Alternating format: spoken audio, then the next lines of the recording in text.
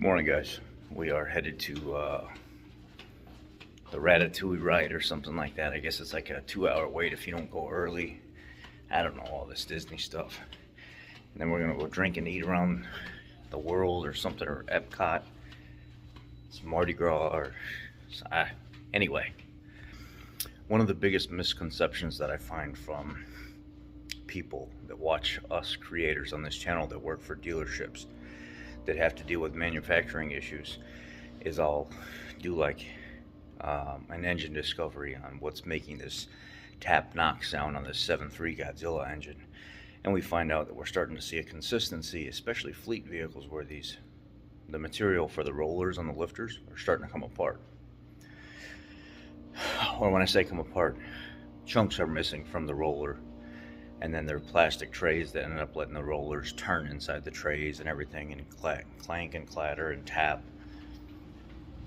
make all kinds of noise, end up causing misfire and compression problems, etc., etc. People will leave us comments like, well, why are you guys changing the whole entire engine for a lifter issue? Why can't you just put an upgraded camshaft in it, or an aftermarket camshaft and lifters? Well, for one, all that metal's in the engine. The engine's no good. You'll see that when you change the oil and it's all glittery and silvery. You don't want to use that engine. You're gonna have to tear that engine down and clean everything out and rebuild it to actually do it properly. Number two, we can't make that call.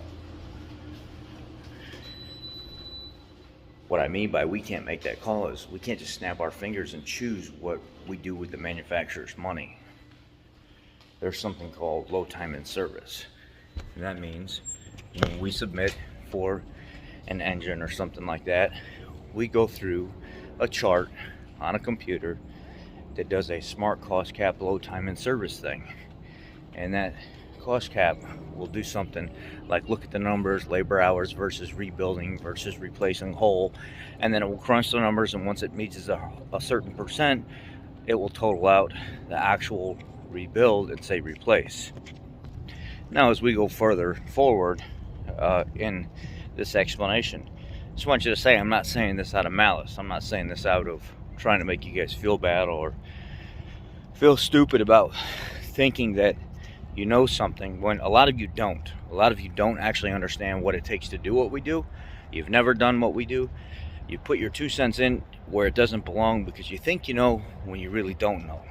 And I know it's ignorance is bliss, and I mean that in the literal term, not the term to attack you.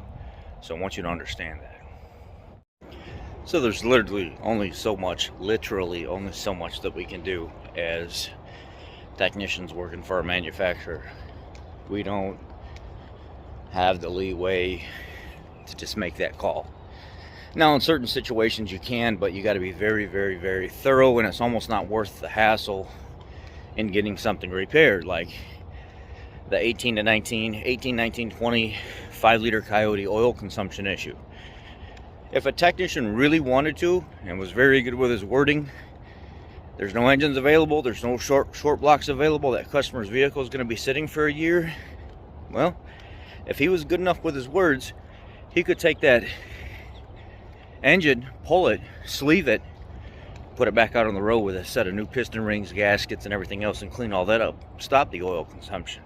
He really could, because it's justified under customer satisfaction. You can't satisfy the customer if you can't get them back their vehicle. So technically, if you were good enough with what you wanted to write, you could take care of this. A lot of people just don't do it.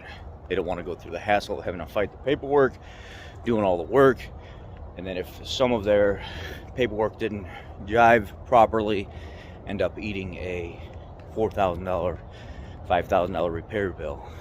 So it kind of comes down to how much effort you want to put into it. Sometimes we can do some things, but we can't do a lot of things that you guys recommend or think we can by putting aftermarket components in an engine when the factory components are available. If they weren't available and there was no engine option, yada yada yada, and that's all that you had, sure, you could go that route if you were good enough with your wording. Your warranty administrator could have your back on how it's submitted. So it's not as simple as Why are you guys replacing an engine just for a camshaft and lifters? There's a reason why, and it's not what you think. And if you haven't done it, you haven't worked for a dealership or a manufacturer, then you really shouldn't have any input in it. That's just my 2 cents. Thank y'all. Be blessed.